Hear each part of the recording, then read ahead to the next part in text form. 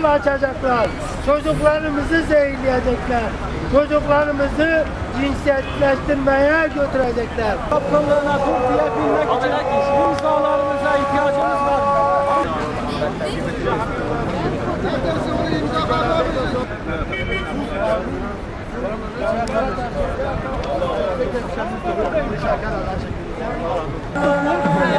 Ülkemizde, vatanımızda avlılık istemiyoruz.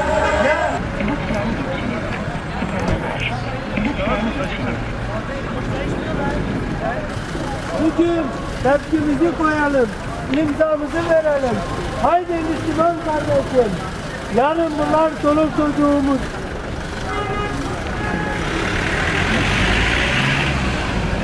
Bu kampanya zaten sendikamızın açılışından beridir. 2019'dan beridir. Bütün Türkiye geneli bu çalışmayı yürütmekteyiz. Ayrıyeten İçişleri Bakanlığı'na da 2 tane dilekçe verdik. Bu dilekçenin sonucunda biz de kalktık bu 3 gündür bütün 81 il geneli imza kampanyası başlattık. Elhamdülillah çok güzel bir verim de aldık.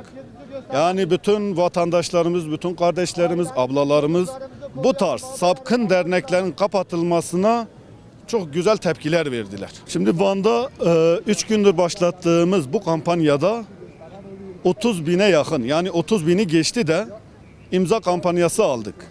Şu an bizim tek istediğimiz şey bu derneklerin, yani bu LGBT derneklerin kapatılması, yürüyüşlerinin durdurulması, faaliyetlerin durdurulması. Çünkü bizim ailemiz için, çocuklarımız için, neslimiz için bu gereklidir.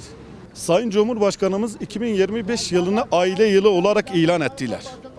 Biz de Sayın Cumhurbaşkanımızdan ricamız 2025 yılında aile yılı olan bu yılda bu faaliyetlerin, bu derneklerin kapatılmasıdır.